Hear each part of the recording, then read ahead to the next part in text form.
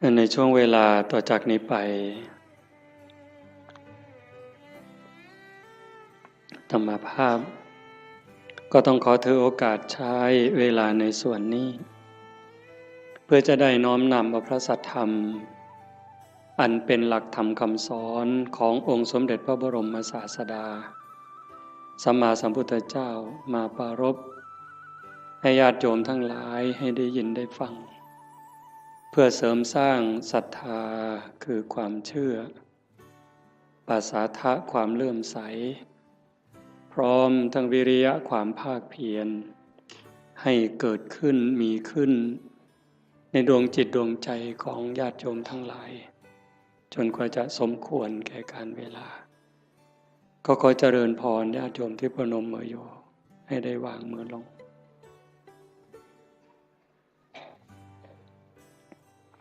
วางมือไว้บนตักนั่งเจริญสมาธิภาวนาควบคู่ไปกับการฟังธรรมคิดดูอีกทีมันก็น่าใจหายวันเวลามันผ่านไปเร็วที่น่าเสียใจน่าเสียดายก็คือมันไม่ได้ผ่านไปเปล่าผ่านแล้วผ่านเลยแล้วเอาความแก่ให้เราเอาความพลัดพรากให้เราพาความตายใกล้เราเข้ามาเราผู้เป็นสัตว์ที่ยังต้องเวียนว่ายตายเกิดไม่รู้จบไม่รู้สิ้นเราก็ยังเผลอเราก็ยังมัวประมาทเหมือนกับว่าเราจะไม่ตายหรือบางคนก็เชื่อว่าตายแต่คิดว่าตายแล้วคงจบหรือยังไงในขณะที่เราหัวเราะสนุกสนานรู้หรือไม่ว่าความตายก็ไม่ได้ปล่อยโอกาสความแก่ก็ไม่ได้ปล่อยให้เราผ่านไปขณะเรากินเราเล่นเราสนุกสนานความแก่ความเจ็บความตายเขาก็ทำหน้าที่ไล่หลังเรามาตลอดเวลาแม้แต่เราทำบุญให้ทานรักษาศีลฟังธรรมเจริญภาวนาความตายความแก่ความเจ็บเขาก็ทำหน้าที่ตามปกติทั้งคนดีคนชั่วคนบุญคนบาปมหาโจรหรือพระอริยเจ้าความแก่ความเจ็บความตายเขาก็ตามหลังมาทำหน้าที่โดยปกติไม่ได้สนใจว่าใครจะเป็นใครแต่ที่องค์สมเด็จพระบรมศาสดาสัมมาสัมพุทธเจ้าสรรเสริญยกย่องให้คุณให้ค่าก็ตรงที่บุคคลนั้นเป็นผู้ไม่ประมาทเราอาจจะมีความสนุกจริงได้กินได้เล่นได้ร้องได้รำได้สนุกสนานเราก็จะเข้าใจว่ามันเป็นความสุขแต่ลึกๆมันมีความรุ่มร้อนเผาลนอยู่ชีวิตชนิดนี้เนี่ยเป็นชีวิตที่ขาดทุนต่อให้มีเงินเป็นหมื่นล้านแสนล้านมีอำนาจล้นฟ้าล้นแผ่นดินมีคนนับถือทั้งโลกแต่ถ้าหากนึกถึงการกระทำของตนเองเมื่อไหร่มีความรู้สึกว่าไม่สบายใจแม้จะมีอำนาจไม่กลัวใครแต่กลัวเขารู้ไม่ได้กลัวเขาจับติดคุกติดตารางหรือเขาจะดูหมิ่นดูแคลนเขาจะเอาไปทำอะไรไม่ได้กลัวตรงนั้นแต่กลัวเขารู้เท่านั้นความสุขก็หายแล้วแม้จะขู่ด้วยสายตาขู่ด้วยคำพูดคนที่รู้เรื่องของเราก็กลัวจนหำหดแต่ตนเองก็กลัวยมบาลจะรู้อยู่เองชนิดนี้แล้วมันหาความสุขไม่เจอความสุขสงบร่มเย็นจริงๆไม่ได้ตรงกันข้าม ต่อให้ยากจนข้นแค้นหูหนวกตาบอดขอทานเลี้ยงชีวิตหากพิจารณาดูแล้วคำพูดความคิดการกระทำของตัวเองนึกถึงทีไรแล้วชื่นใจอิ่มใจภูมิใจสบายใจยิ่งคนรู้คนก็จะมีความสุขตามจะมีความภาคภูมิใจด้วยนั่นแหละเป็นความสุขจริงๆแม้บุคคลพวกนั้นจะตาบอดหูหนวกขอทานเลี้ยงชีวิตแต่นั่นคือเศรษฐีนั่นคือคนรวยรวยบุญรวยกุศลวันนี้เป็นวันฟังธรรมวันธรรมสวนะแต่มาว่าคนไม่มีบุญเนี่ยก็จะไม่มีโอกาสมาร่วมงานบุญแบบนี้ไม่สนใจไม่ใส่ใจฉะนั้นเราท่านทั้งหลายโอกาสที่เราได้เกิดมาเป็นมนุษย์ได้มาพบพระพุทธศาสนาแล้วเราจะปล่อยให้วันเวลามันผ่านไปโดยไร้ประโยชน์ได้อย่างไรเพราะเราไม่แน่ใจไม่มั่นใจเลยว่าถ้าเราสิ้นลมลงไปจากชีวิตนี้แล้วเมื่อกายกับจิตแยกทางกันเดินเราจะไปไหนโยมมั่นใจหรือยังวางใจได้หรือยังว่าเราจะไปไหนถ้าโยมถามอาตมาล่ะพระอาจารย์มั่นใจรู้ทางไปหรือยังอาตมารู้ว่าอาตมาไม่ปลอดภัยโอกาสที่จะร่วงลงสู่อบายนั้นมีสูงมากอันนี้พูดเรื่องจริงเลยเนี่ยโอกาสที่อาตมาจะต้องตกนรกนั่นก็สูง100%โอกาสที่จะไปเป็นเปรตไปเกิดอสุรกายไปเกิดเป็นสัตว์เดรัจฉานก็100%นั่นเพราะอะไรเพราะการบ่มจิตบ่มใจนั้นยังไม่ถึงขั้นบางครั้งจิตยังวุ่นวายใจยังสับสนบอกว่าอย่าคิดมันก็ยังคิดเวลานั่งเจริญภาวนาให้อยู่กับลมหายใจมันก็ได้แค่รอบหรือแค่ครั้งเดียวหายใจเข้ายังไม่ได้หายใจออกเลยมันก็คิดเรื่องนู้นหายใจออกยังไม่ได้เข้ามันก็ไปคิดเรื่องนั้นดีบ้างไม่ดีบ้างสารพัดแล้วใครเก่งทีนี้ใจตัวนี้นะสวรรค์ในอกนรกในใจนิพพานไม่ใกล้ไม่ไกลหายใจก็ได้ยินเวลาเราไปร่วมงานศพฟังเทศน์ครูบาอาจารย์ท่านก็จะพูดเสมอจิตเตสังกิริเถทุคติปาติกังขาเมื่อจิตเศร้าหมองแล้วทุกขติก็ย่อมเป็นอันหวังนั่นคำว่าเศร้าหมองมันไม่ถึงกับสกปรกเด้โยมฟังดีๆนี่นั่งหลับตาฟังดีๆคิดตามคำว่าเศร้าหมองนี่ยังไม่ถึงกับสกปรกจนน่าเกลียดเด้ถ้วยชามเราล้างอย่างดีใส่ตู้กับข้าว5 วัน10 วันผ่านไปถ้าเราจะใช้ใหม่เนี่ยโยมยังต้องล้างเพราะฝุ่นละเอียดมันเข้าไปจับแล้ว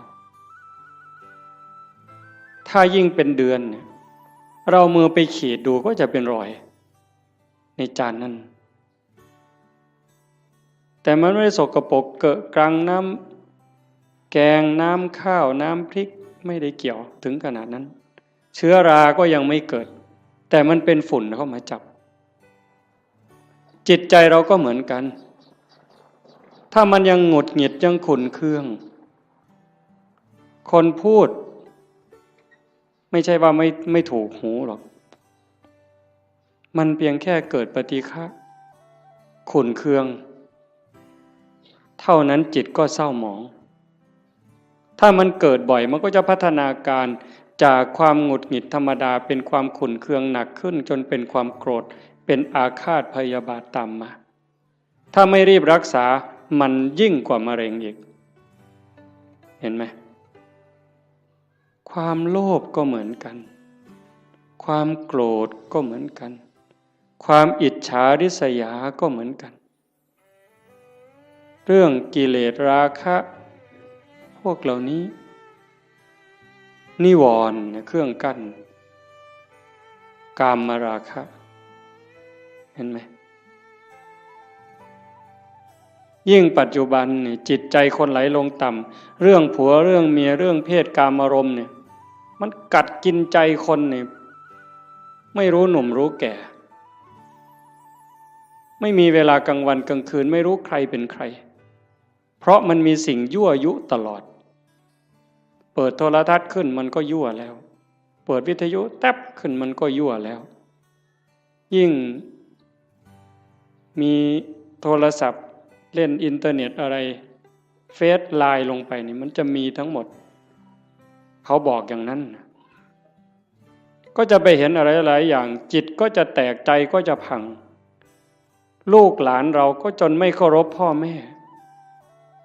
ลูกหลานไม่เคารพไม่เชื่อฟังพ่อแม่ลูกศิษย์ไม่เคารพครูบาอาจารย์พระเนนบางครั้งก็ไม่อยู่ในร่องในรอยเพราะสิ่งเหล่านี้จึงไม่แปลกที่พระพุทธเจ้าว่าจะไปแออัดยัดเยียดกันในนรกบ้างเปรตบ้างอสุรกายบ้างมากมายเหมือนดินในเม็ดดินในภูเขาหิมาลัยแต่มันก็ไม่เหลือวิสัยถ้าใครฝึกใครฝนใครอบรมบ่มจิตบ่มใจเนี่ยเพียรวันนี้ยังไม่ได้แต่ไม่ลดไม่ละในขณะที่เราเพียรฝึกขัดเกลาจิตใจตนเองแม้มันยังไม่สงบแต่บุญนั้นเราได้แล้วบุญนี่มันเกิดบุญนั้นมันได้ถ้าเราเพียรเราขัดเราเกลาจนกั้นจิตไว้หายใจเข้าก็ชัดเจนหายใจออกก็ชัดเจนช่วงที่เราเห็นลมเข้าชัดเจนลมออกชัดเจนช่วงนั้นกิเลสขาดไปจากใจ1 รอบ2 รอบ3 รอบขยายยืดเวลาให้มันมากขึ้นมากขึ้นมากขึ้นพอเรารู้จักขยายเวลาให้จิตอยู่กับความว่างจากความยึดมั่นหมายแห่งความเป็นตัวตนได้มันจะพัฒนาไปเรื่อยพรากเวทนาเวลาตาเห็นหูได้ยินจมูกได้กลิ่นลิ้นได้รสกายสัมผัสใจนึกคิดแล้วเราไม่ดึงเข้ามาเป็นเจ้าข้าวเจ้าของรู้แล้วก็ปล่อยมันเป็นเรื่องของธรรมชาติกลับมาอยู่กับอารมณ์ขององค์พระกรรมฐานไว้เรื่อยๆถ้าเราทำได้อย่างนี้บ่อยๆนั่นเก่งแล้วแกร่งแล้วถ้าเรารักษาจิตสภาพนี้ไว้ได้ในขณะเป็นอยู่ในขณะเจ็บป่วยหรือขณะใกล้ตายจิตเราก็จะไปอีกทางหนึ่งจิตเตอสังกิริเถสุขติปาติกังขาเมื่อจิตไม่เศร้าหมองแล้วสุขติก็ย่อมเป็นที่หวัง เรื่องนี้มันอาจจะฟังยากไม่สนุกฟังแบบหนึ่งมันไม่สนุกเลยแต่ถ้าคนรักตนเองล่ะถ้าคนที่รักตนเองสงสารตนเองห่วงใยตนเอง ห่วงใยจิตวิญญาณตนเองนี่ฟังเรื่องนี้นี่มันจะสนุกมากมันจะดูดไปเลยฟังแล้วสนุกอยากติดตามอยากทำความเข้าใจมันจะติดตาม แต่ติดตามเฉยๆมันก็จะไม่รู้ถ้าเราฝึกด้วยอย่างตอนนี้เนี่ยเอาคนที่พอสู้ได้เด้ยืดตัวตรงๆหายใจเข้ายาวๆลึกๆทำใจสบายๆปล่อยลมยาวๆสบายๆไม่กดไม่เกร็งพยายามตามเข้าตามออก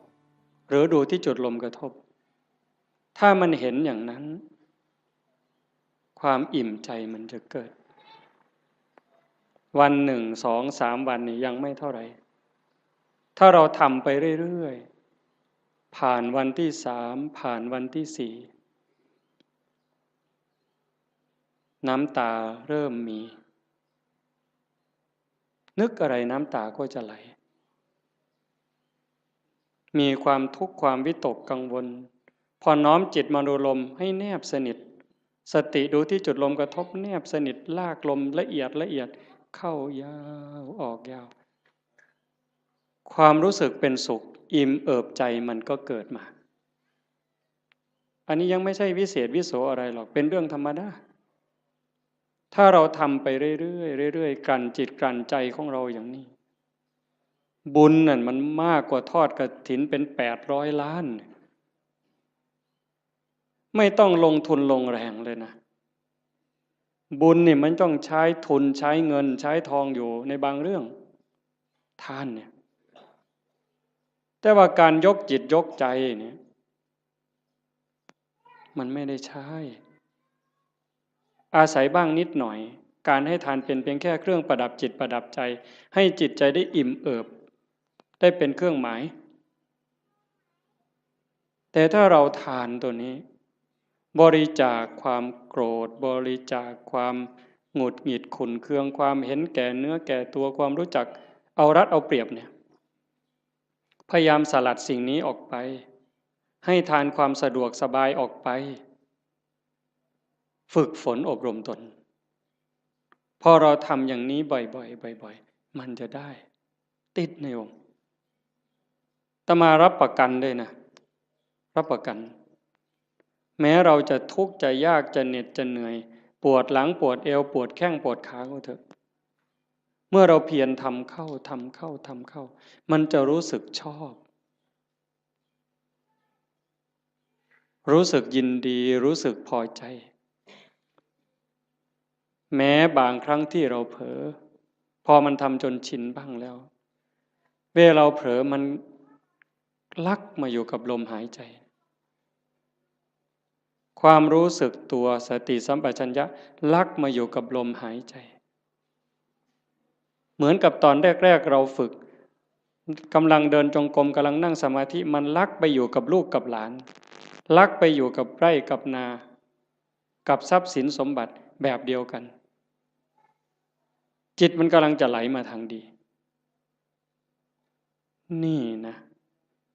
เป็นสิ่งที่เราจะได้พึ่งพาอาศัยญาติโยมฟังอีกครั้งสิ่งที่เรากำลังมาทำไม่ว่าจะเป็นการให้ทานก็ตามการรักษาศีลนี่ก็ตามการฟังธรรมเจริญภาวนานี่ก็ตามสิ่งนี้จะเป็นสิ่งที่เราได้พึ่งพาอาศัยชาตินี้ก็ตาม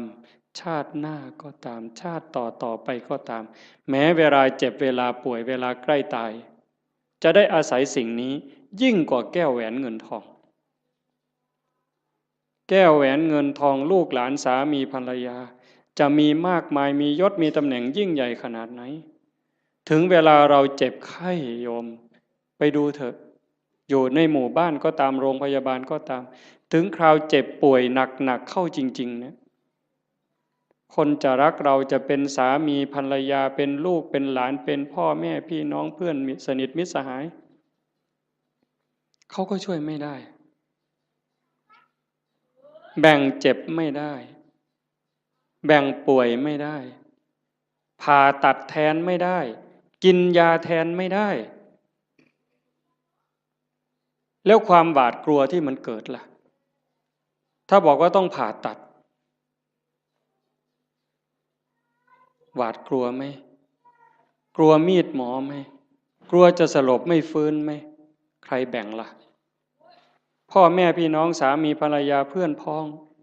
ก็เพียงแค่ให้กำลังใจใจดีๆไม่เป็นไรหรอกเขาก็พูดได้เพียงแค่นั้นแต่ถ้าถามว่าถ้าเป็นเขาล่ะก็ไม่ได้ต่างจากเรา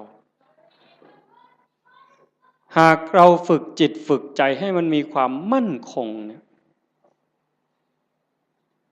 ทำจิตให้มันเกิดความมั่นคงมันไม่หวั่นไม่ไหวตรงนี้นี่ได้เปรียบตายก็ไม่ว่าเป็นอย่างนั้นจริงๆไงโยมเวลาที่เราฝึกสติฝึกสมาธิได้เกิดความมั่นคงเนี่ยมันจะไม่กลัวยิ่งเราทำบุญไปบ่อยๆบ่มบุญบารมีไปเรื่อยๆอันนี้เป็นทุนอยู่แล้วแต่ตัวที่เราฝึกจิตฝึกใจให้เกิดความมั่นคงไม่หวั่นไม่ไหวอันนี้จะหนุนสูงที่สุดยิ่งปัญญารอบรู้เห็นว่าชีวิตเกิดมาแล้วมันเอาแก่มาด้วยมันเอาแก่มาด้วยเอาเจ็บมาด้วยเอาพลัดพรากจากสิ่งรักสิ่งที่หวงแหนให้เราไปประสบกับสิ่งที่เราไม่พึงพอใจไม่ปรารถนาเอาความผิดหวังในเมื่อเราตั้งใจอยากจะได้อย่างนั้นอยากจะมีอย่างนี้แต่ก็ผิดหวังอยู่เรื่อยพอตั้งใจปั๊บหวังปั๊บก็ผิดหวังเลยโยมก็เจอมาทุกคนเกิดเป็นธรรมดาแก่เป็นธรรมดาเจ็บเป็นธรรมดาสุดท้ายก็จะตายเป็นธรรมดาทำไมล่ะถึงต้องตายเพราะตายมันมาพร้อมกับเกิดในเมื่อมันเป็นอย่างนี้เราก็ต้องยอมรับฝึกจิตฝึกใจให้เห็นความจริงอย่างนี้อยู่บ่อยๆเตรียมตัวตายไว้เสมอทุกวันทุกวันมีคนไปกราบถามหลวงปู่พุทธทาสว่าทำอย่างไรชีวิตถึงจะได้ประโยชน์ที่สุดถ้าพูดถึงบุญจะได้บุญมากที่สุดหลวงปู่พุทธทาสบอกว่าให้ทำความรู้สึกเหมือนกับว่าวันนี้เป็นวันสุดท้ายวันนี้เป็นวันสุดท้ายของเราที่อยู่ในโลกพอค่ำลงวันนี้เราจะตายอะไรที่เป็นบุญเป็นกุศลที่ยังไม่ได้ทำให้รีบทำบาปอกุศลอะไรที่ยังไม่ได้ละก็ให้รีบละขัดข้องหมองใจกับใครทำผิดทำพลาดกับใครก็รีบไปขอโทษเขาซะใครทำคุณทำประโยชน์กับเรายังไม่ขอบคุณเขาด้วยปากหรือไม่ได้ขอบคุณเขาด้วยใจก็รีบซะในเมื่อเราขอบคุณเขาขอโทษเขาจิตใจเราจะปลอดโปร่งโล่งเบาขึ้นง่ายต่อการภาวนาอีกจากนั้นก็พิจารณาชีวิตมันไม่มีอะไรเป็นของเราเลยโยมดูเถอะอันนี้โยมอย่าเชื่ออาตมานะโยมใช้สมองของโยมธรรมะมันอยู่ที่ใจเราโยมไม่ได้อยู่ที่คำพูดไม่อยู่ในหนังสือไม่อยู่ในพระไตรปิฎกเลยไม่ใช่เลยอยู่ในใจเนี่ยตัวรู้โยมมีพร้อมทั้งหมดทุกคนไม่ได้ต่างกันเวลาโกรธเนี่ยถ้าไม่มีธรรมะต่างคนก็ต่างอวดกันเนี่ยอวดความเกรี้ยวกราดความแกร่งกล้าความเลวร้ายของตนเองอวดโง่เขาว่าอย่าอวดดีนี่อาตมาว่ามันดีถ้ามีดีให้อวดนี่รีบอวดแต่ส่วนมากอวดโง่เห็นไหมกินเหล้าเลยหลายลังก็ไปอวดเขาว่ากินได้หลายลังอวดโง่นั่นมันอวดโง่ไม่กลัวใครใครจะลองเอาอะไรก็ว่ามาท้าตีท้าต่อยนั้นอวดโง่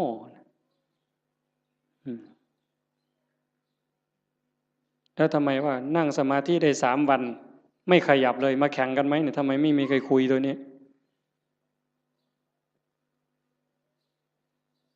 แต่เรื่องกินเหล้าเรื่องเล่นการพนันเรื่องเจ้าชู้ซ้ำซ้อนเรื่องลักเรื่องขโมยเอามาอวดคุยกันโอ้สิ่งที่เอามาอวดมาอ้างกันนั้นถามว่าเป็นบุญไหมไม่มีเลยเป็นประโยชน์ไหมไม่มีเลยแต่เรื่องนั้นทำจริงเด้ทุ่มเทตลอดชีวิตเด้นั่งเล่นไพ่ทั้งคืนนี่ไม่เยี่ยวเลยหุ่นมันเก่งแห้งเลยบ่ปวดเงี้ยวเลยแต่นั่งสมาธิหาหน้าที่เนี่ยข่อยทิกแล้วทิกอีกแล้วข่อยจะไปแล้วเนี่ยมึงที่หลังมันโงนปานนั้นเพิ่นว่าเพิ่นเก่งเนี่ยกันบ่ถูกใจมากอย่าจับกูขามันเพิ่นเด้เบิ่นอยู่ดาวบัดเขาโยใส่ถอยหลังจากรถบัดนี้มันบ่จริงหรอก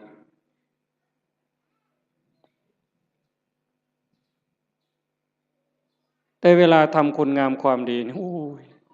บ่คักไม่ไงบ่คักเพิ่นเด้เพียรในการประพฤติปฏิบัตินี้ก็ไม่เท่าไหร่แต่ก็ยังดีเรามาขนาดนี้ก็ให้เราเข้าใจว่าเรากำลังเก็บเกี่ยวสัมภารธรรมค่อยๆเก็บค่อยๆตำเก็บกรรมเพิ่มเติมทีละนิดทีละหน่อยอย่าสนุกสนานมากหัดพรากด้วยดิหัดพรากจากลูกจากหลานบ้างเบิ่งจังหนึ่งก็เป็นตะลุโตนย่ายอยู่ดอกกันว่าไปอเสาะเลี้ยงหลานกะยานเขาบ่ให้กินกะทำท่าหักลูกเขาไปสั่นละพอเขาให้อยู่นำที่จริงนี่เขาเห็นหมู่เจ้าหมดประโยชน์แต่โดนแล้วได้หมู่เจ้าฮู้บ่เด้ท่านฮู้โตบ่ว่าเขาว่าหมู่เจ้าเป็นคนบ่มีประโยชน์แล้วเด้ซุมื้อใครแน่แต่ครูบาได้พอได้ย่องหมู่เจ้านี่พอได้กินข้าวนำมื้อซื่อเด้คันลองหมู่เจ้าจังหันบ่ได้โลดครูบาก็บ่เบิ่งหมู่เจ้าพอตายคือกันนี่หิฟ้าวเฮ็ดบุญ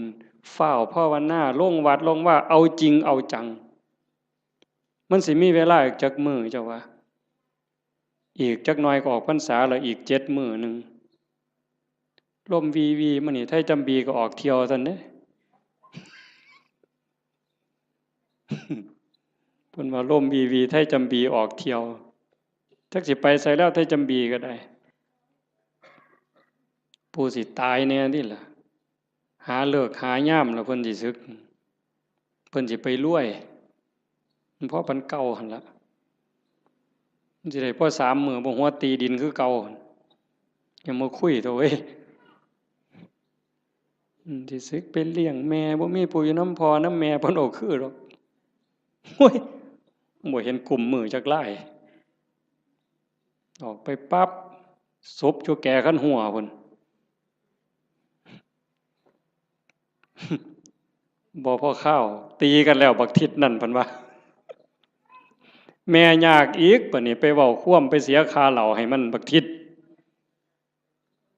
ทิศมาจากคำว่าบัณฑิตผู้ฮู้ผู้ฉลาดฮู้ดีฮู้ชั่วหมดแล้วเป็นยังไปฆ่ากันตีกันให้แม่ยากแว้งให้แม่ไปเสียค่าเหล้ามันปลอมบวชมันจะ3ศาสตร์พุ่นครูบาเขียวเจ้าของมันหูดำหูแดงมึงนะเพราะว่าโอกาสที่จะอยู่ในสภาพเช่นนี้เวลาที่จะเก็บเกี่ยวบุญกุศลฝึกตนเองแบบนี้มันไม่มีจะหมดโอ้ว่าแล้วก็เรื่องหนึ่งเด้อยายเด้อจะว่าเรื่องดีก็ดีเด้เรื่องน่าสลดใจก็น่าสลดใจแต่ทุกอย่างมันมีคู่ในความชั่วก็มีความดีในความรู้สึกสลดใจก็มีความภาคภูมิใจอยู่ในนั้นตอนนี้สามเณรทางจังหวัดศรีสะเกษ19สามเณรในโรงเรียนนี่แหละเพราะมันป่านนั่นนี่ยังเป็นของจริงอย่าไปเห็นเราเด้อปล่อยแล้วกันสุดยอดแล้วนะ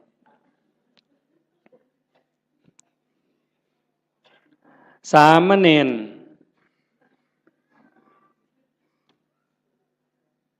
เห็นญาติโยมไปจำศีลเนี่ยฟังดีๆในเรื่องนี้นะสามเณรเห็นญาติโยมพ่อใหญ่แม่ใหญ่ไปจำศีลวันพระไปอยู่วัดโยมตั้งใจไปปฏิบัตินิมนต์พระ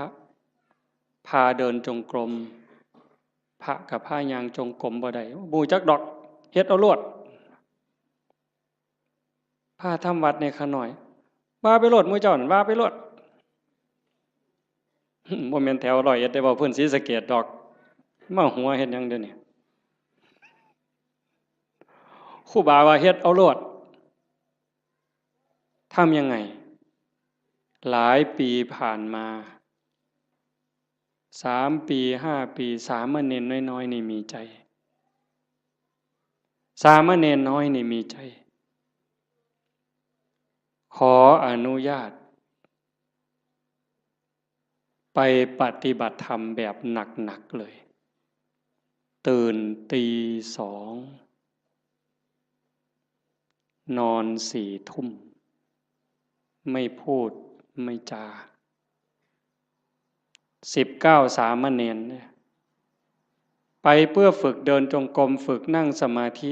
เพื่อจะมาพาคุณยายทั้งหลายที่ไปจำศีลในแต่ละวัดเนี่ยสามเณรตั้งแก๊งสามเณรเพื่อจะไปสอนญาติโยมปฏิบัติธรรมเนี่ยตรงที่สลดใจก็คือพระสงฆ์องค์ข้าเจ้าไม่ทำหน้าที่ตรงนี้ตรงที่น่าภูมิใจก็คือลูกเนนนี่ตัวเล็กๆ14 ปี15 ปีรักบ้านรักเมืองรักพระพุทธศาสนานึกถึงบุญคุณข้าวน้ำของญาติโยมที่ใส่บาตรให้ปัจจัยไปเรียนหนังสือ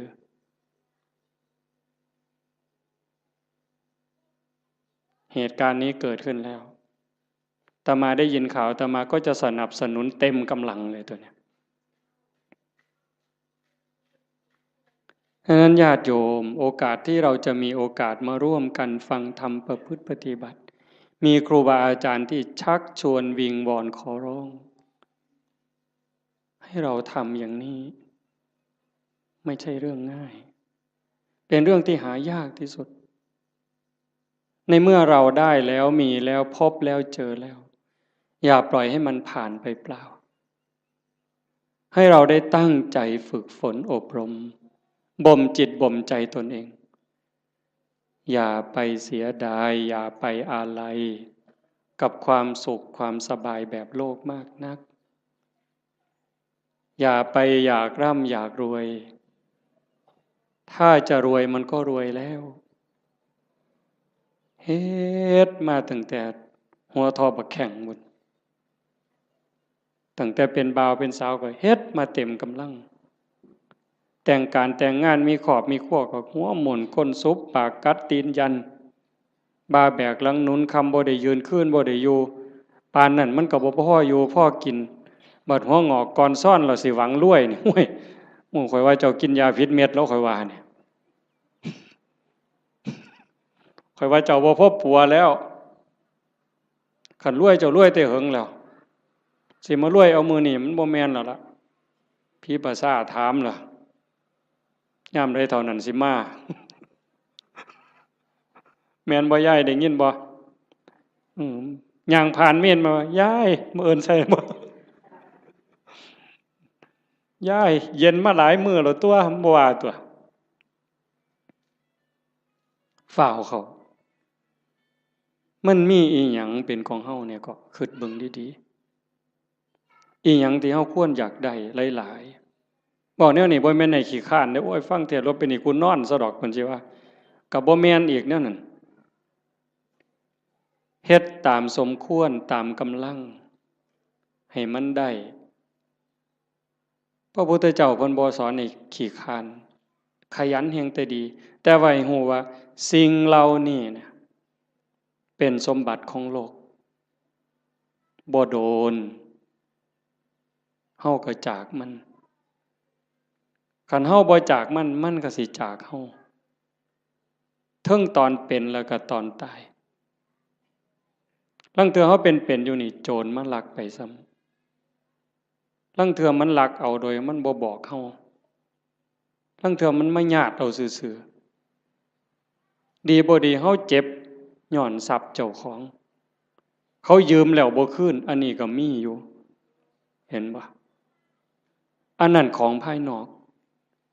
แม้แต่ของภายในที่เฮามีโยมว่ามีหยังเหรอโยมสำบายแน่เอาถามโยมเด้นี่แม่ใหญ่หมู่เจ้าเฒ่าแล้ว70ก็มีแล้วหมู่เจ้าสำบายย้อนมีอีหยังแหน่ลองเว้าให้ฟังเบิ่งมีลูกยากนำลูกบ่คิดเบิ่งดีๆบ่มีลูกนี่ย้อนสำบายนำลูกกับยากนำลูกอีหยังหลายกว่ากันตอบแบบถูกต้องเด้เจ้าอย่าหาวเด้อย่ามาเว้าเอาใจอาตมาเด้เอาใจเจ้าของมีหลานระวังภูมิใจดีใจกับหลานกับยากน้ำหลานนี่อันใดหลายกว่ากันมีมีหน้าดีใจน้ำหน้าภูมิใจสำบายย้อนมีหน้ากับยากน้ำมีหน้าอีหยังหลายกว่ากันเอาเว้าเนี่ยเฮาอยากได้นี่มีรถแล้วนี่ยากน้ำรถกับสำบายน้ำรถนี่อันใดหลายกว่ากัน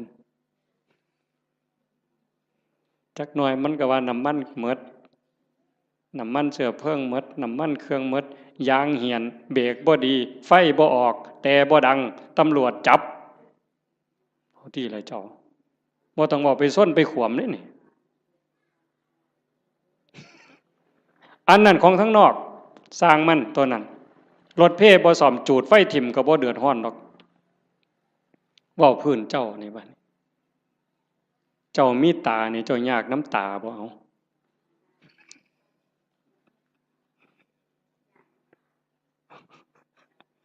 บ่ทันว่าไปฮอดขาดอกบ่ซ้ำตานี่เอายากน้ำมันบ่นี่มีผมนี่จะว่ายากน้ำผมนี่ซ้ำใดเจ้าว่าตั้งแต่เจ้าเกิดมาตั้งแต่โกนผมไฟตั้งแต่ตัดมาแต่ฮอดพุ่นตั้งแต่พุ่นจนฮอดพี่หมดจักแสนเหรอค่าตัดผมเนี่ยค่าตัดค่าย้อมมันนี่หมดไปจักแสนผู้บางคนผมยื้อผมซื้อกับเฮ็ดให้มันหยองเอาลองเบิ่งเจ้าเอาผู้หยองกับเฮ็ดให้มันซื้อเอาลองเบิ่งบ้าบ่พอปัวเนี่ยเอามันยาวก็ไปตัดให้มันสั่นผู้สั่นไปต่อเอาลองเบิ่งเจ้าผู้ผมดำก็ไปย้อมผมแดงเอาลองลองเบิ่งยากสำาใดนี่ย้ำผมนี่เอาหวยบ่ต้องบอกถึงมันเป็นรังแค่บ่ต้องบอกถึงกับสากับล่างได้นี่ซ้ำยากน้ำสียากน้ำหวีมันนี่ก็พอแห้งแล้วมือหนึ่งหวีแสกกลางมือหนึ่งเป๋ไปทั้งซ้ายมือหนึ่งเป๋ไปทั้งขวามือหนึ่งหวีเสยไปทั้งหลังขย่มพ่อใหญ่กำนันเนี่ยหมอหนึ่งหวีทั้งงอนมาปกไว้หน้าผากเนี่ยโอ้ลองเบิ่งทีละคนมันยิ่งยากสำเร็จยากสำน้ำผมซื่อๆเนี่ยโอ้บอกผื่นป่าคนเนี่ยแต่มามันพอสมควรเด้อเนี่ยมู่ว่าของยากจักเม็ดเด้เนี่ย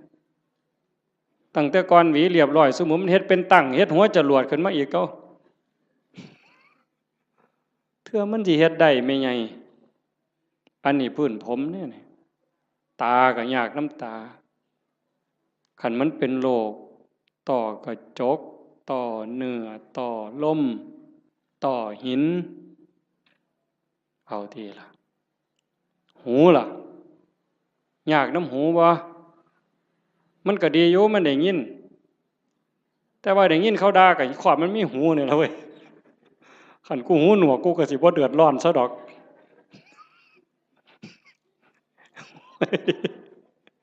มึงติล่ะว่ามันดีบนไหนล่ะพุทธเจ้าว่าบ่เนี่ยพระพุทธเจ้าเพิ่นสอนกรรมฐานนี่หลวงพ่อเจ้าคณะอำเภอหลวงพ่อเจ้าคณะตำบลเป็นอุปชฌาย์พร้อมบวชเนียนก็ตามเลยเพิ่นเฮียนกรรมฐานเกษาผมทั้งหลายโลมาขนทั้งหลายนาขาเล็บทั้งหลายตะโจ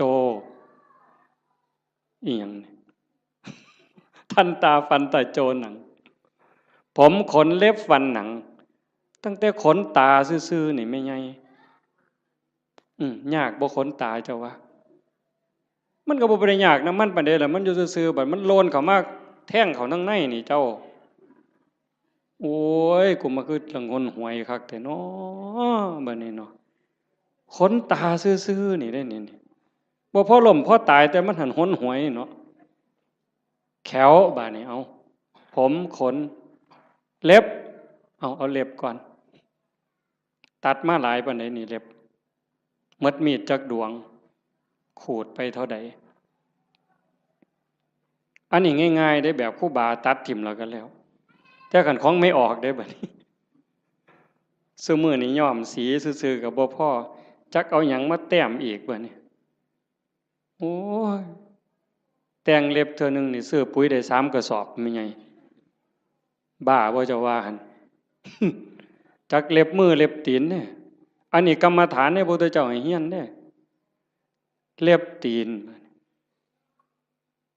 ผู้บางคนก็ตัดเองบ่ได้ไปให้เขาตัดให้อันไข้อยู่ค่ะมันบ่เจ็บบ่ปวดสมัยนี้บ่มีผู้ใดเป็นเล็บตีนสักปานใดติเนาะจักสิว่าปวดจักสิว่าคันจักสิว่าเจ็บเหม็นก็เหม็นเว้ยแต่ว่ากีมแล้วเพิ่นบ่ถิ่มเด้อล่ะเป็นอยู่บ่ทั้ง101นี่กีมเล็บตีนเน่ามาดมนึงโอ้ยข่อยว่าพ่อไปถิ่มหมดทุกคนนั่นล่ะเว้ยบ้าใหญ่อยู่เด้นี่คันว่าเจ้าของดีหมดได้ไผก็ได้บัดเบิ่งจังซี่ล่ะมันบ้าคือดีเจ้าทบทวนเจ้าของให้มันคักๆโลดแขวบัดนี้เบิ่งเด็กน้อยซุมื้อมันเอาหยังสัดแขวมันน่ะจักสีหยังตัวสีหยัง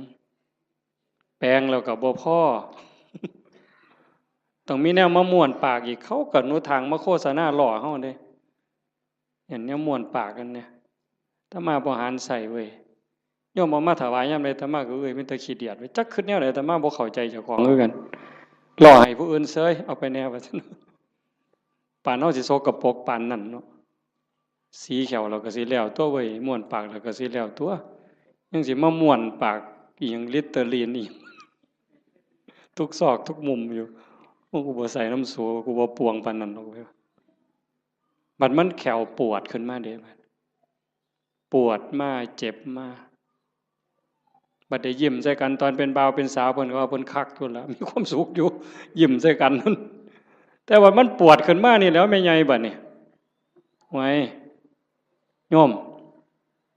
สมมุติว่าอาตมามีมนต์พิเศษคาถาดีๆนี่เสกให้โยมรวยผู้ละ100 ล้านหมดซุคนนี่เอาบ่ยายเพียงเท่าเดียวนี่เงินในบัญชีตุ๊บผู้ละ100 ล้านซุคนเอาบ่ยายไผเอาแน่ยกมือแต่ว่ามีข้อแม้เจ้าต้องปวดแขวตลอดชาติเอาบ่ยายเอาเสียเงิน100 ล้านไปปัวปวดแขวบ่ให้เศร้าเด้คาถานี่ต้นตายเด้บ่เอาเห็นบ่หนังล่ะบัดนี้นี่คือกรรมฐานที่พระพุทธเจ้าเพิ่นให้เฮียนได้อุปชาทุกองค์บวชเน้นบวชพระต้องให้เฮียนปัญจกะกรรมฐานหนังออนซ่อนหนังกันนี้ได้คนเนาะไม่ออกคันผู้ใดบุญหลายเพิ่นรักษาศีลไว้ดีให้ท่านรักษาศีลมีเมตตาเกิดมาชาติหลังนั้นเพิ่นสิเป็นคนมีผิวขาวผิวงามผิวเนียนดำก็ดำงามมันเนาะขาวก็ขาวงามผิวเกลี้ยงใสบ่มีฝ้าบ่มีสิวบ่มีกระหนังเต่งตึงเป่งปังว่าซั่นเนาะอันนั้นย้อนบุญเด้อันผู้บางคนบัดนี้ขาวก็ขาวอยู่ดำก็ดำอยู่แต่ว่าเป็นด่างๆจังซี่ก็มีย้อนบาปด้วยนั่นย้อนบาปบ่มีศีลแน่ขี้โกรธขี้เครียดแน่อาฆาตจองเวรแน่สารพัดนั่นล่ะบาปบ่น้ำบาป มันนี่ก็มาหลงกันอยู่บนนี้จริงๆนั่นมันก็มีแค่หนังบางๆเพิ่นว่าหนังของเราผู้หนึ่งหนังกำพร้าที่บอกว่าสวยผิวเนียนขาวอมชมพูเนี่ยกับผิวดำผิวด่างขี้กากขี้เกลื่อนทั้งหมดเนี่ยแต่ละคนนี่ลอกออกมาปั้นเขากลมๆนี่ทอกับบักท่านหน่วยเดียวซ้ำนี่นึงนี่ห่อไว้ซ้ำนี่ล่ะมองเฮาหลงกันว่างามบ่งามก็ซ้ำนี่ล่ะแต่คันขูดหนังกำพร้านั่นออกมาปึ๊บมันสิคือกันหมดพอแต่ไต่หนังกำพร้าลงไปปั๊บก็สิมีน้ำเลือดน้ำเหลืองน้ำหนองแดงใจว้ายอยู่จังซั่นตับไตใส่พุ่งก็ยากน้ำมันเมิดอันนี้เว้าถึงมีอันไหนยากน้ำอันนั้นเด้ท่านฝ่าหลวงประเด็นเด้มีผมก็ยากน้ำผมมีขนก็ยากน้ำขนมีตาก็ยากน้ำตามีหูก็ยากน้ำหูแขวก็ยากน้ำแขวแปลงฟันตั้งแต่เกิดมาจนหอดมื้อนี้เป็นตาอิ่มเป็นตาเบื่อบ่เจ้าว่าอาบน้ำล้างหนังนี่ก็ตั้งแต่ไดมาล่ะก็ยังบ่ทันแล้วอยู่เด้จนเขาเอาน้ำร้อนล้างเทื่อสุดท้ายมันยังจบบ่ได้ล้างเองดอกตอนนั้นก็ล้างให้จังสิเศร้ามีตับก็ยากน้ำตับยากบ่อันเฮาบ่ทันว่าเป็นโรคตับนี่เฮาบ่งึดน้ำมันปานใดเด้แต่คันเขาว่าเป็นโรคปั๊บยากล่ะมีไตยากน้ำไตมีปอดยากน้ำปอดมีอันใดยากน้ำอันนั้นสุดท้ายก็ย้อนมีชีวิตก็จังได้ยากพระพุทธศาสนาเพิ่นสอนบ่ให้เกิดคันบ่เกิดซะอย่างเดียวจบปัญหาที่เฮาต้องมาทุกข์มายากมาลำบากลำบนมาเกิดมาแก่มาเจ็บมาตายนี่ย้อนมันมีเกิดเฮ็ดจังไดจังสิบ่ได้เกิดเฮ็ดตามคำสอนพระพุทธเจ้าก็เริ่มต้นจากการละบาปซะก่อนละบาปบ่ทำบาปด้วยกายวาจาใจแล้วก็ทำบุญกุศลให้หลายๆทำบุญด้วยกายด้วยวาจาด้วยใจให้ทานรักษาศีลเจริญภาวนาฟังเทศน์ฟังธรรมอ่อนน้อมถ่อมตนเพื่อเฮ็ดอยู่จังซี่เพียรประพฤติปฏิบัติขัดเกลาเจ้าของเฮ็ดบุญกุศลให้หลายๆแล้วก็ฝึกชำระจิตชำระใจให้มันสะอาดบริสุทธิ์เฮ็ดหยังลงไปแล้วให้มันผ่านไปได้บ่คันบ่ภาวนานี่จบเลยบัดนี้ตรงนี้ใส่เวลาอีกจักนิดนึงสะจิตตะปริโยทปนังชำระจิตให้ขาวรอบจากการละบาปมาบำเพ็ญบุญกุศลให้หลายๆเป็นเครื่องรอเลี้ยงเป็นเครื่องจูงจิตจูงใจยกจิตยกใจแล้วมาว่างฝึกปล่อยฝึกว่างโดยเฉพาะเจริญพระกรรมฐานหัดให้กายกับใจทำงานอันเดียวกันเมื่อกายกับใจทำหน้าที่อันเดียวกันอยู่ในอารมณ์ปัจจุบันหรือปัจจุบันธรรมเนี่ยจิตเราจะวางจากอารมณ์ข้างนอกธรรมะเป็นอากาลิโกปฏิบัติได้ให้ผลได้ไม่จำกัดการนี่คือความพิเศษพุทธศาสนาไม่มีเสื่อมไม่เคยเสื่อมแล้วก็จะไม่เสื่อมให้ผลตลอดเวลาอากาลิโกปฏิบัติได้ให้ผลได้ไม่จำกัดการสันทิฏฐิโกเป็นสิ่งที่ผู้ศึกษาและปฏิบัติจะพึงเห็นได้ด้วยตนเองผู้ศึกษาและปฏิบัติจะพึงเห็นได้ด้วยตนเองสันทิฏฐิโกเป็นสิ่งที่ผู้ศึกษาปฏิบัติพึงเห็นได้ตนเองอากาลิโกปฏิบัติได้ให้ผลได้ไม่จำกัดการเอหิปัสสิโกเป็นสิ่งที่เรียกให้มาดูท้าพิสูจน์เรียกมาดูโยมก็ลองทำตอนนี้เมื่อเราหายใจเข้ายาวสบายลองดูนี่หรือจะยุบหนอพองหนอพุทโธสัมมาอรหังอะไรก็ตามคือกันเหมิดอย่าไปเถียงกันเด้อีหยังผิดอีหยังถูกอันนั้นท่านเว้าฮอดผิดฮอดถูกดอกเบื้องต้นเนี่ยมันจะคือกันหมดคือกันแต่มันสิส่งไปฮอดไสมันมีสันมีเหย้ากลัวกันอยู่ไปได้กลัวกันอยู่แต่ว่าเบื้องต้นเนี่ยมันจะคือกันหมด พียงแค่เป็นอุบายเฮ็ดให้จิตสงบให้ใจสงบมันสิคือกันพุทโธก็ตามยุบหนอพองหนอก็ตามสัมมาอรหังก็ตามหรือบ่ว่าหยังก็ตามเบิ่งแต่ลมหายใจซื่อๆอาตมาบ่ว่าหยังดอกมันขี้คร้านคันใส่ก็ใส่เสริมจักนิดนึง5 นาที10 นาทีพอได้เรื่องแล้วก็ปล่อยส่วนมากก็เบิ่งลมหายใจเข้าลมหายใจออกลองเบิ่งตอนนี้หายใจเข้ายาวสบายสบายไม่กดไม่เกร็งออกยาวสบายสบายไม่กดไม่เกร็งหายใจเข้าก็รู้หายใจออกก็รู้ลมสั้นก็รู้ลมยาวก็รู้ลมหยาบก็รู้ลมละเอียดก็รู้เฮ็ดอยู่ซ้ำนี้ล่ะเมื่อเฮาเฮ็ดไปเรื่อยๆเรื่อยๆพอใจเฮ็ดยินดีเฮ็ดสงบหรือบ่สงบบ่เกี่ยวหวังอย่างเดียวว่าเราทำเพื่อบูชาพระพุทธเจ้าถวายเป็นพุทธบูชาคิดเอาซ้ำนั้นบ่ต้องหวังดอกว่าสิไปเห็นเลขเห็นหวยเทวบุตรเทวดานรกสวรรค์สิให้ดีกว่าไผก็บ่ว่าบ่อยากให้ไผย่องซ้ำบ่งึดแต่เฮาจะเฮ็ดเพื่อถวายเป็นพุทธบูชาแต่อย่าลืมว่าทุกครั้งที่เรามีสติในปัจจุบันธรรมหายใจเข้ารู้หายใจออกรู้นั่นเป็นการพรากจิตจากอดีตพรากจิตจากอนาคตถ้าอยู่กับปัจจุบันได้นั่นคือชำระจิตอยู่ตลอดถ้าเราย้อนไปสู่อดีตปั๊บความทุกข์จะเกิดทันทีอย่าเชื่อเด้ผู้ศึกษาและปฏิบัติจะพึงเห็นได้ด้วยตนเองเด้เมื่อจิตย้อนไปสู่อดีตจะเป็นต้นเหตุทันทีจิตที่ส่งออกนอกเนี่ย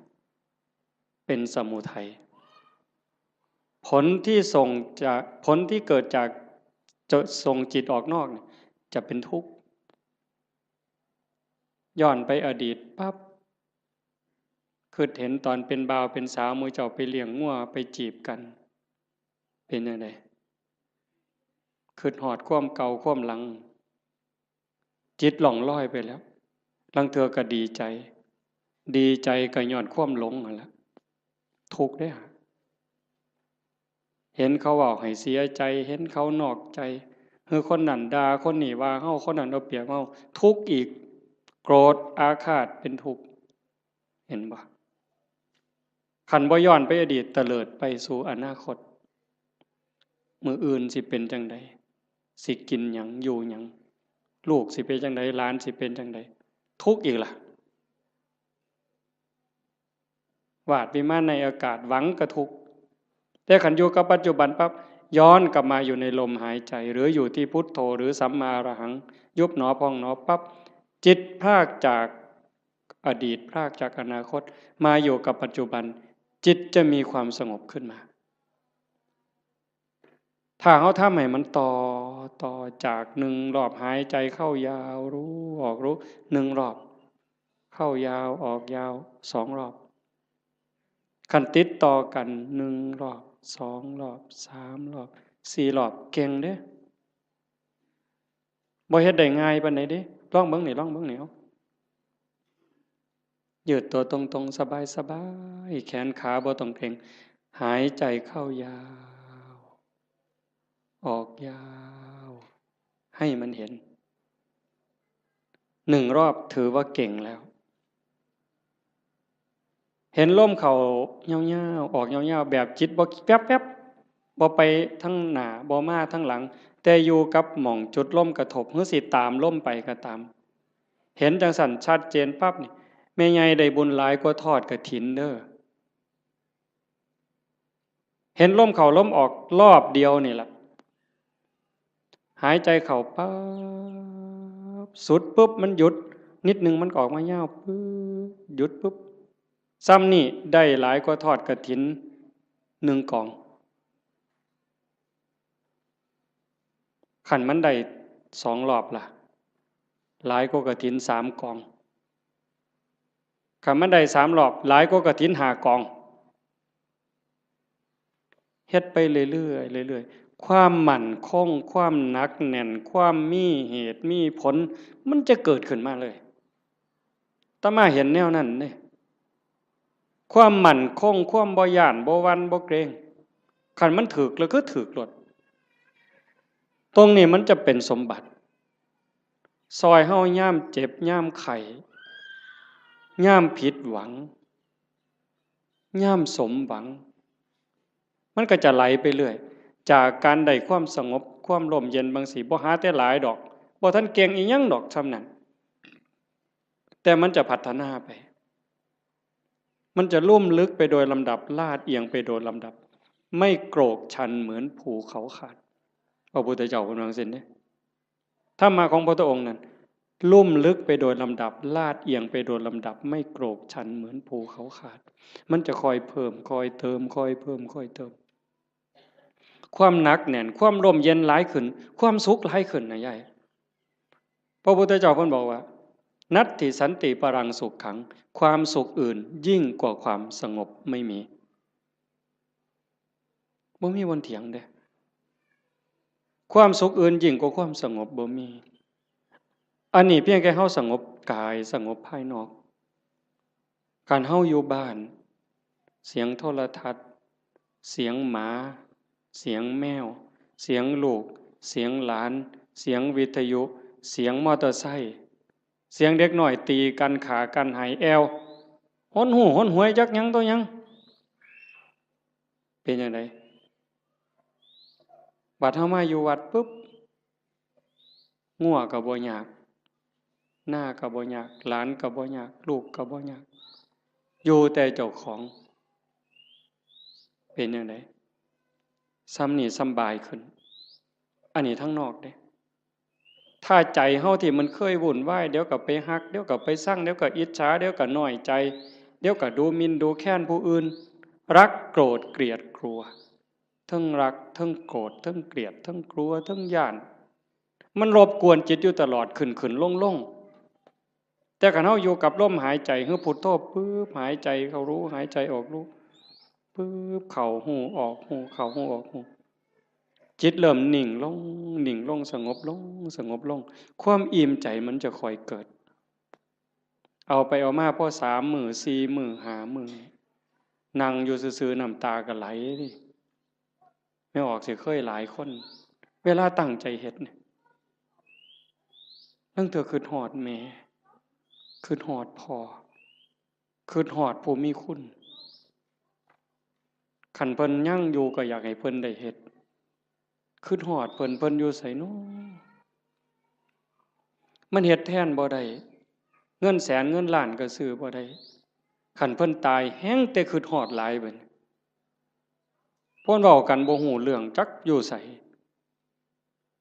ชีวิตเฮาก็ได้มาจากเพิ่นเนาะได้อยู่ได้กินก็ย้อนเพิ่นได้เป็นขู่เป็นคนมาฮอดมื้อนี้ก็ย้อนเพิ่นสิตอบแทนแนวใดคิดไปจังซี่ก็น้ำตาพังยาวๆๆเฮ็ดจังไดบัดนี้สรุปโอ้ยเฮาก็ต้องเฮ็ดดีแล้วบัดนี้แม่ตายจากพ่อตายจากเพิ่นมาเฮ็ดนำเฮาบ่ได้ชีวิตเฮาก็เป็นของเพิ่นเฮาเฮ็ดดีเพิ่นก็ได้น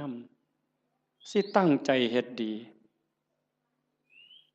เว้าก็ให้มันดีเป็นประโยชน์กับตนเองและผู้อื่นอันใดสิเป็นประโยชน์กับโลกกับสังคมกับประเทศชาติกับศาสนาทุ่มเทโลดบัดพ่อก็สิได้นำแม่ก็สิได้นำคนดีมันเกิดขึ้นบ่นี้โยมพอมันสิได้พิจารณาเองของมันจากนี่ผ่านไปก็เก่งไปนำอีกเบิดยามมีแนวมากระทบตากระทบจิตกระทบกายกระทบใจอิหยังก็แล้วแต่มันก็พากได้สติขึ้นมาปึ๊บน้ำตาขูอยู่ๆนี่มันหยุดจึกโลดเฮ้ยโง่ไปแล้วอันนี้บ่แม่นแล้ว ภาคความรู้สึกนั้นออกมาเป็นจังซี่เด้ยกจิตออกมาเลยเป็นผู้เบิ่งโอ้มันเป็นเรื่องธรรมดาตัวเกิดแก่เจ็บตายเป็นธรรมดามันก็สิสอนอีกเจ้าสิมาเสียใจหยังตอนนี้ตั้งแต่ตอนเพิ่นอยู่นำเจ้าคือบ่เฮ็ดดีนำเพิ่นนอกจากผู้ที่ตายไปแล้วผู้ที่ยังได้เจ้าเฮ็ดดีจังไดกับเขาอีกเจ้าสิมาห้องไห้ขึ้นฮอดแต่ผู้ตายบัดผู้ยังเจ้าบ่เบิ่งเอาเจ้าสิเสียใจอีกที่หลังบ่นี่มันก็จะสอนมาเองเจ้าของนี่สอนเจ้าของเป็นจังซี่ได้ยายจากนั้นตาเห็น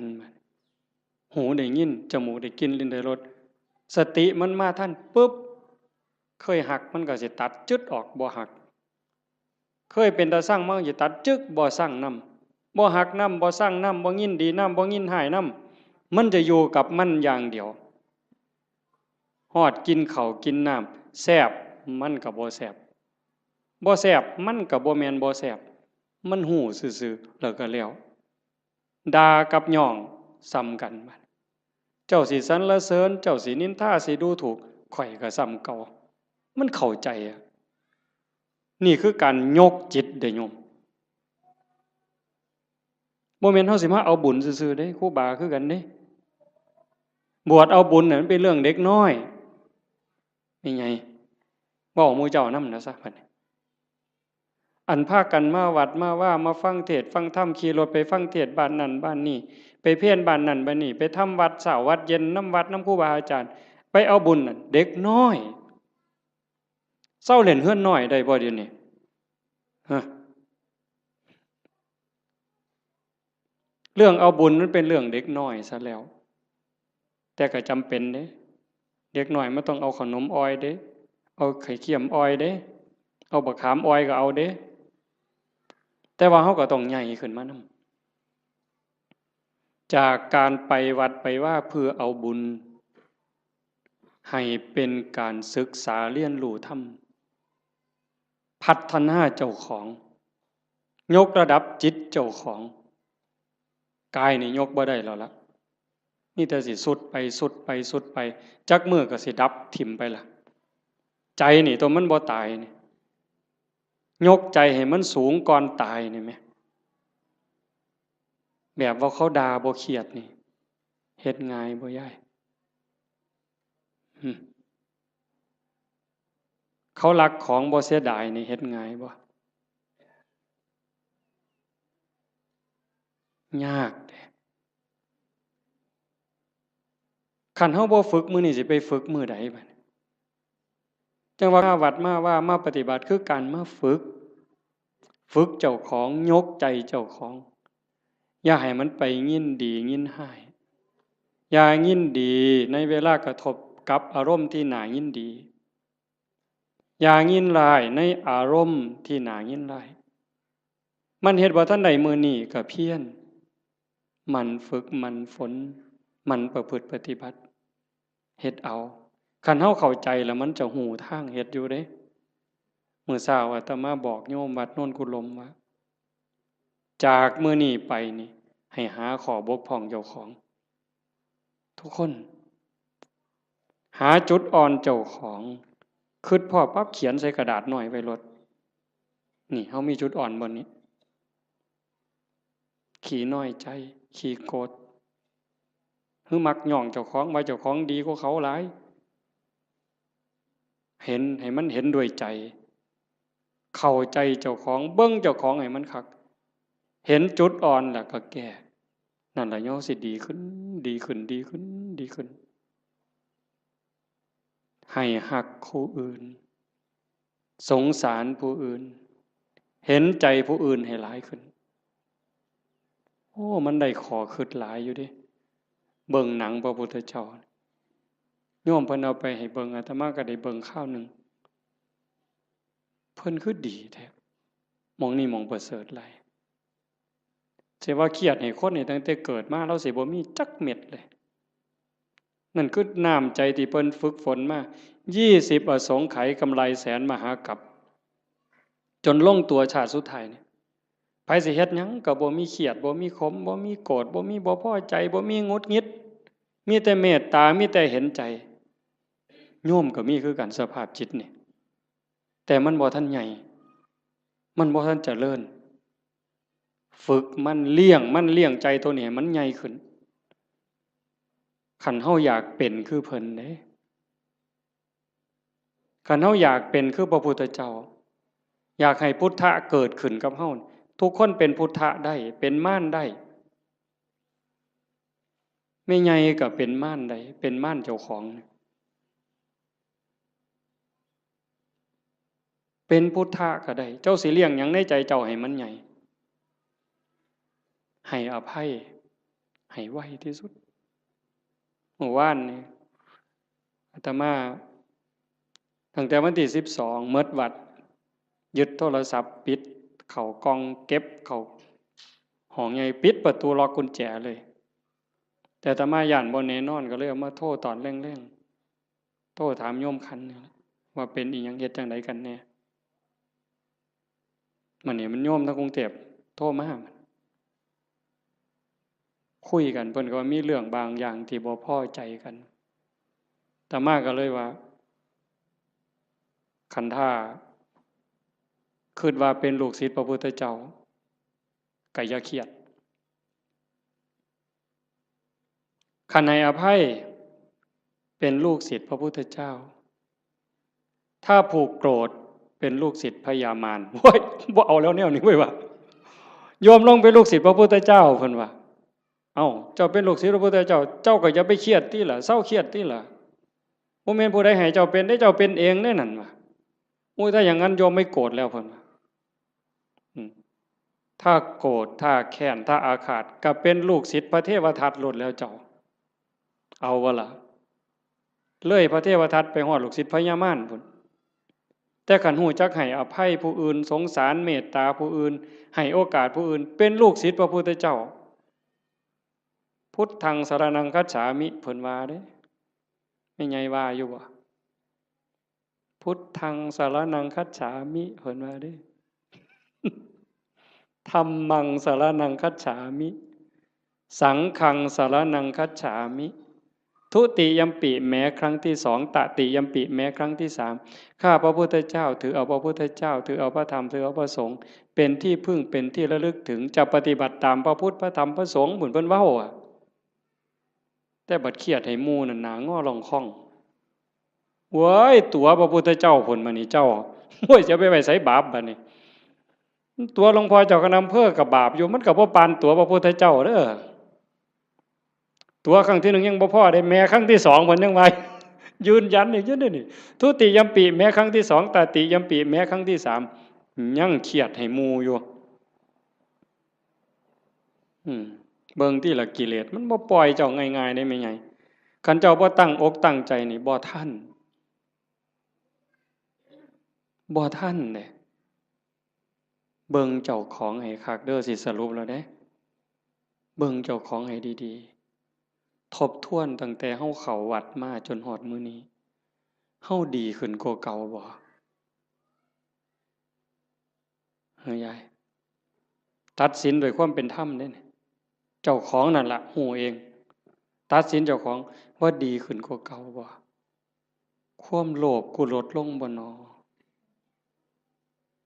เวลาไปจำศีลนุ่งผ้าขาวอยู่วัดคันวัดใดเพิ่นให้ตักอาหารบนโต๊ะกูไปก่อนเนี่ยกูเอาคิดฮอดผู้ทั้งหลังบ่น้อนี่เบิ่งเป็นแนวใดยังไปสุดโต๊ะยังถอยมาอีก3ก้าวเทมือมาข้างหลังหยุมขนมมอมอีกเทื่อนึงบ่ซ้อมเด้นี่ครูบาก็คือกันเด้กันว่านั่งสมาธิว่าซั่นหมู่พานั่งสมาธิอยู่ศาลาเพิ่นไปดอกเดินจงกรมไปทั้งกุฏพุ่น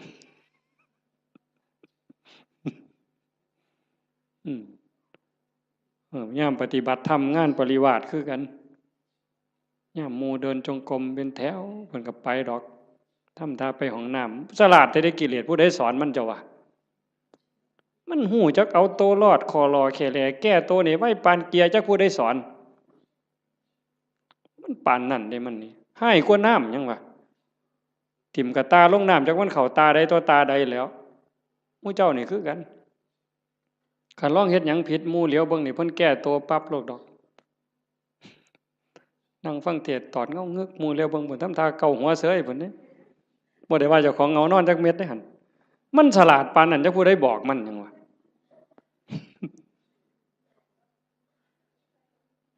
เดินจงกรมงอกงอกไปทางกดเพิ่นปั๊บหมุนปึ๊บทำท่านั่งในพี่ดอกไว้บ่ไปนั่งน้ำหมู่ดอกหลายเพิ่นว่า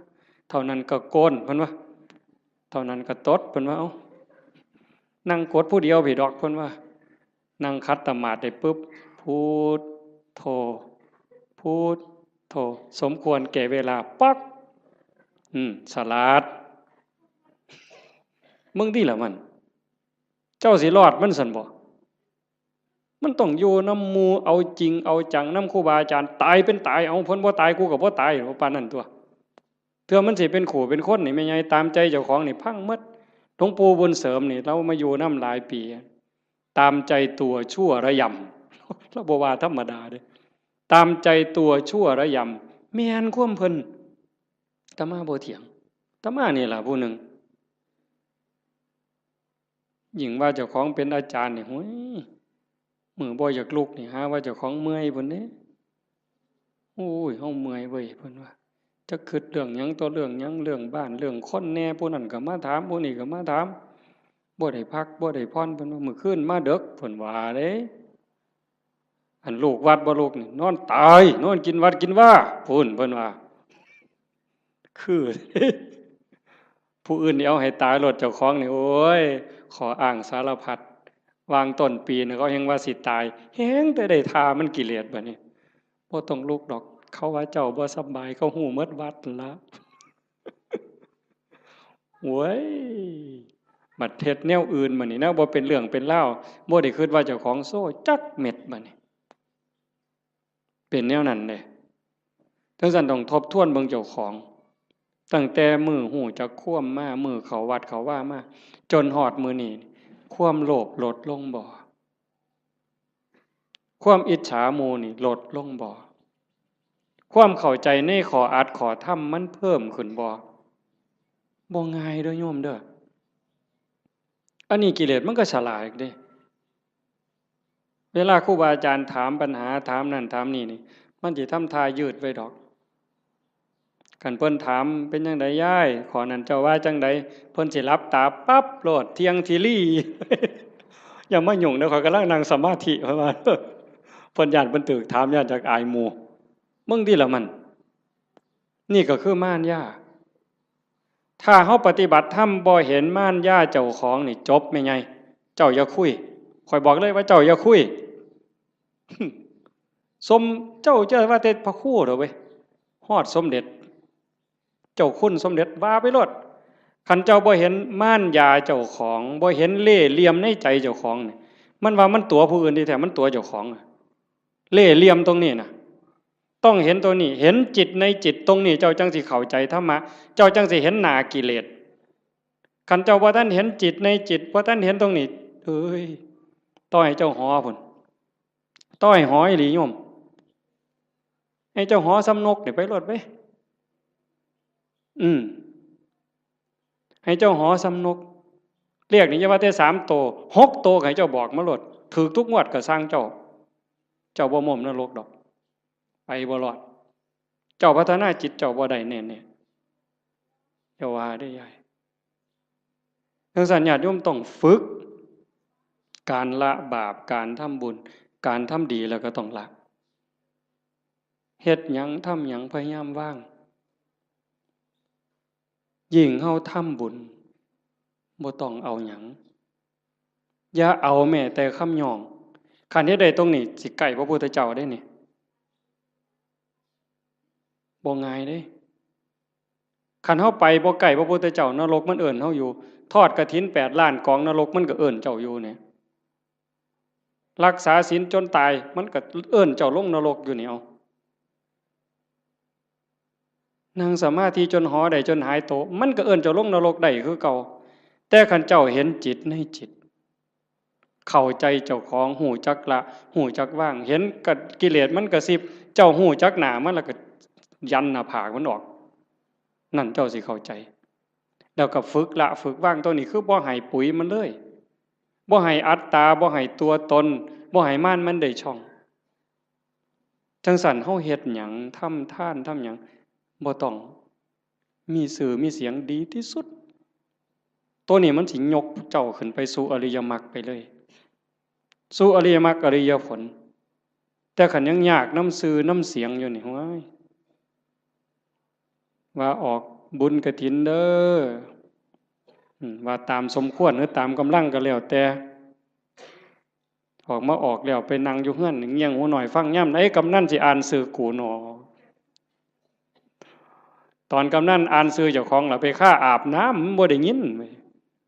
ออกมาแต่อาบน้ำโอ้เศร้า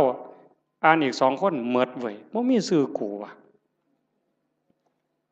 ไทไหนมาหอดกำนันคือบ่อ่านในข่อยแน่ล่ะเพิ่นว่าตายได้นั่นน่ะขาดทุนโยมสุบินนี่ไปออกวิทยุคือกันแล้วคือบ่มีซื้อข่อยเนี่ยละย้ายเพิ่นสิว่าจักมื้อนึงบ่ได้โยมขาดทุนตอนนั้นเด้อตอนนั้นขาดทุนเฮ็ดแล้วล่ะก็ปล่อยไว้ลองเบิ่ง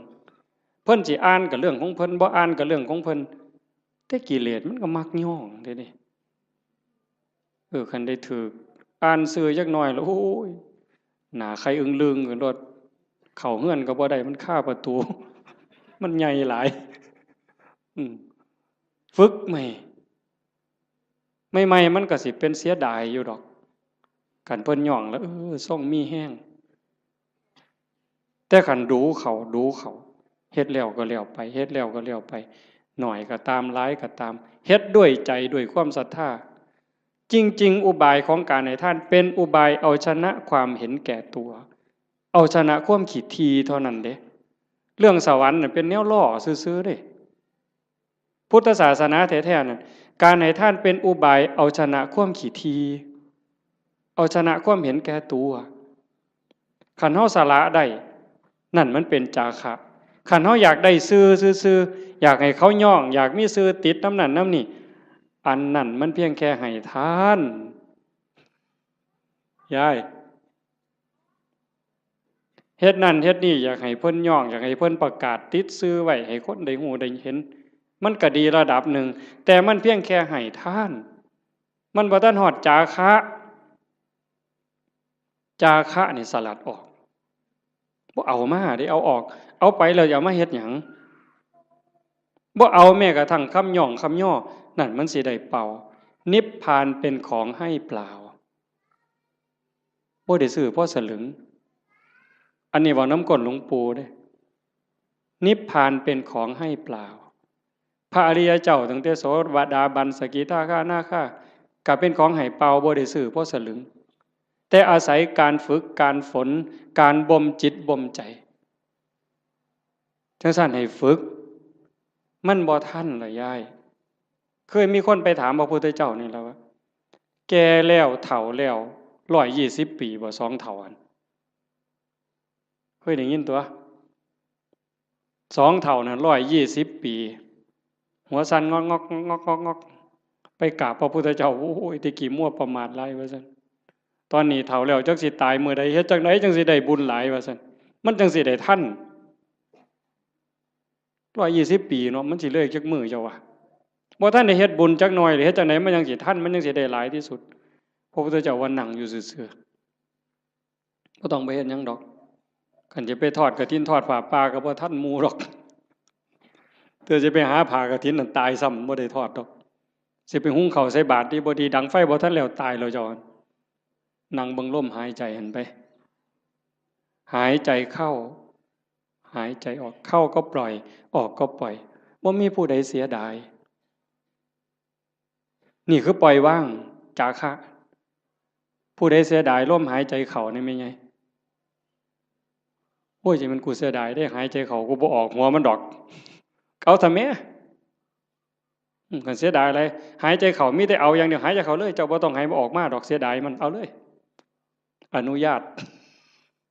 เดี๋ยวเจ้าสิฮู้ว่ามันสิเป็นหยังหายใจเข้ามันก็ต้องอ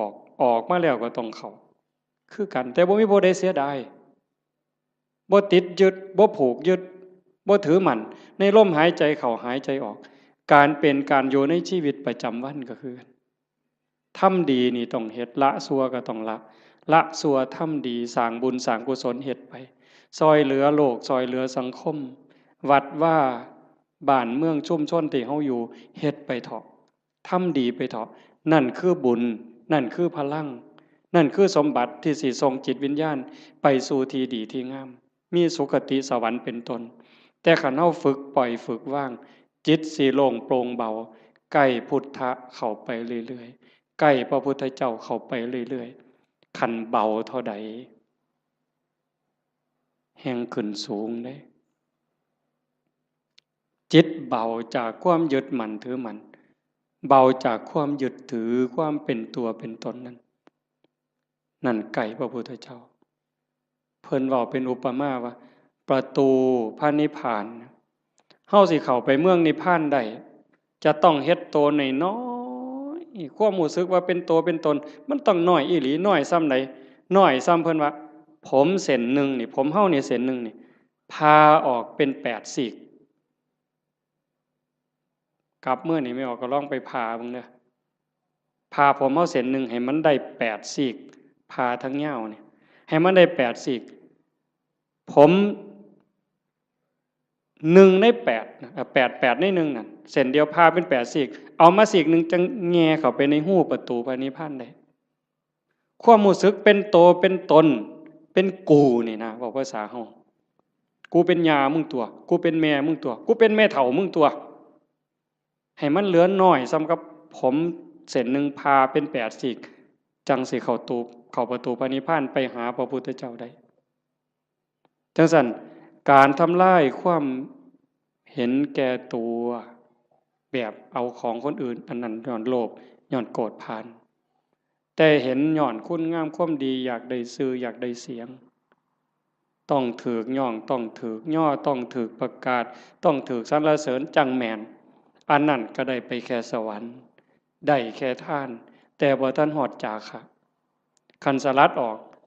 บ่ต้องมีก็ได้ชื่อบ่ต้องย่องก็ได้แต่ว่าข่อยสำบายใจข่อยได้บูชาพระพุทธเจ้าข่อยก็มีความสุขข่อยก็ได้เป็นสมบัติยิ่งให้ออกไปเท่าใดก็คือกับทมน้ำลายเพิ่นเปรียบจังซี่คือกับทมน้ำลายบ่เสียดาย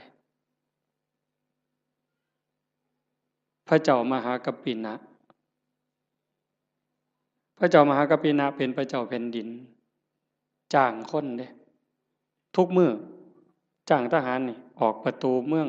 4ทิศตะเว้นออกตะเว้นตกเหนือใต้เพื่อไปสืบข่าวพระพุทธพระธรรมพระสงฆ์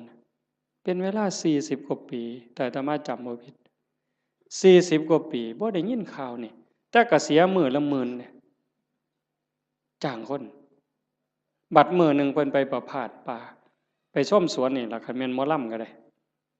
พระเจ้าแผ่นดินไปชมสวนดอกไม้เห็นพ่อค้ากลุ่มหนึ่งมานั่งพักอยู่ท่าทางคือเมื่อย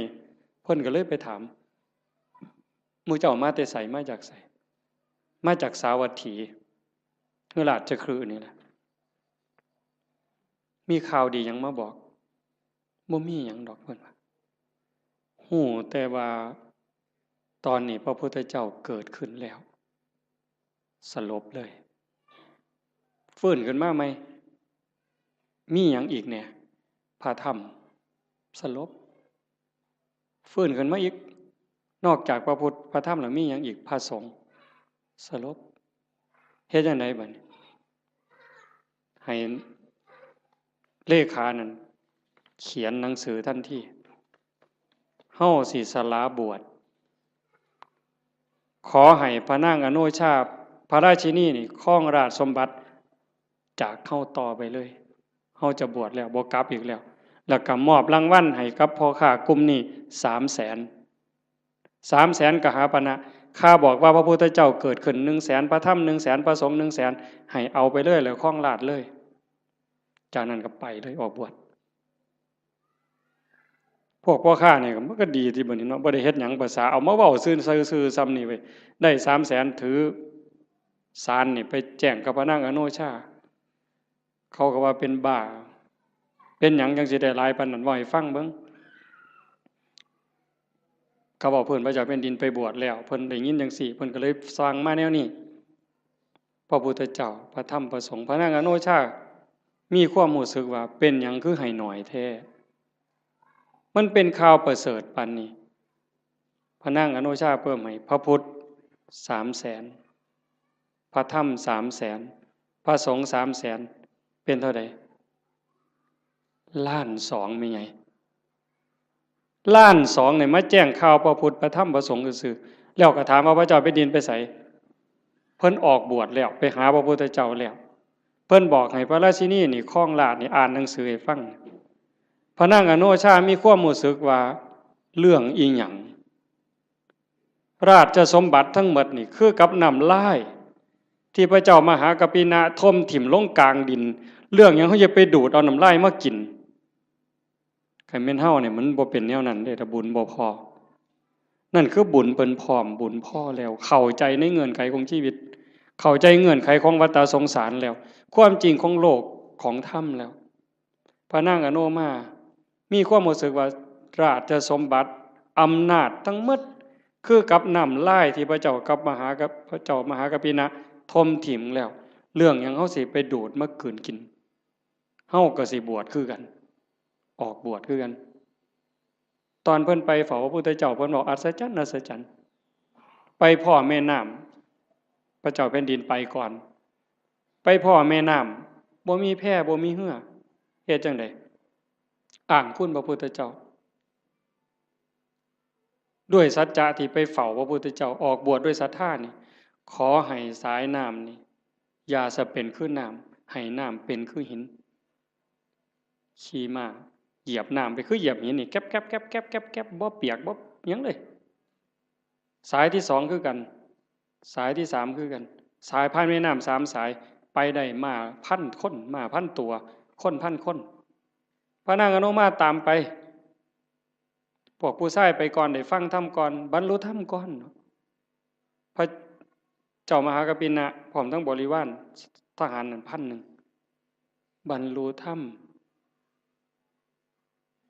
พวกพระราชินีตามไป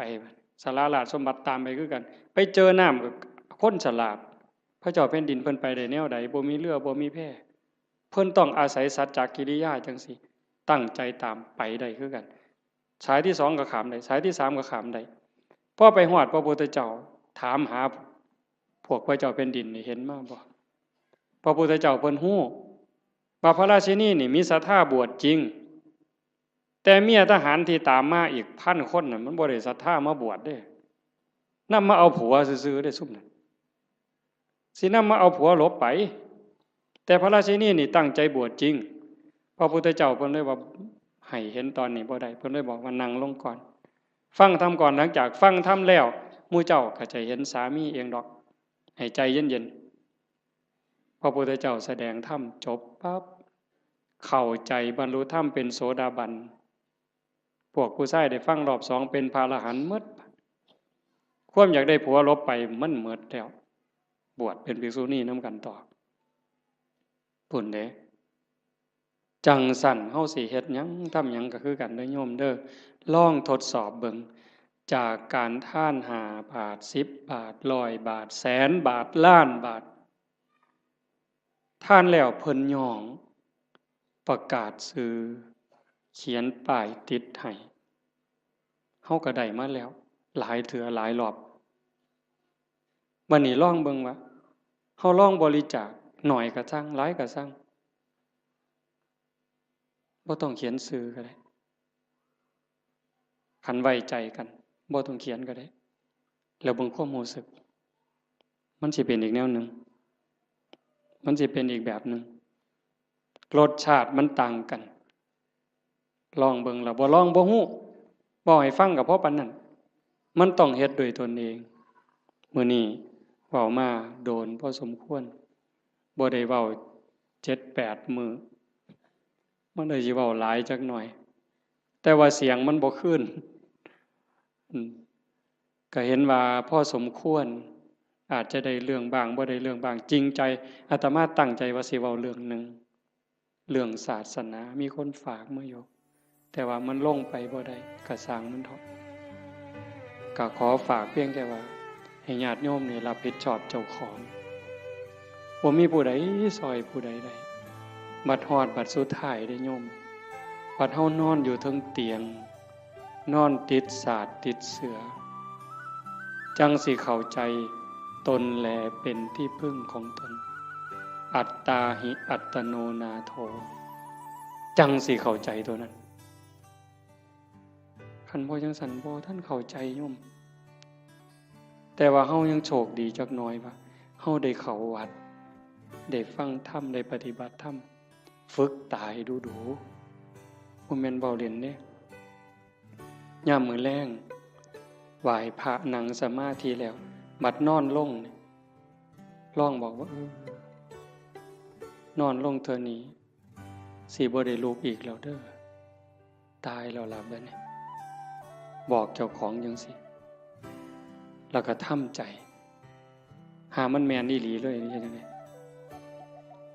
สิเฮ็ดแนวใดเครียดให้ไผสั่งให้ไผ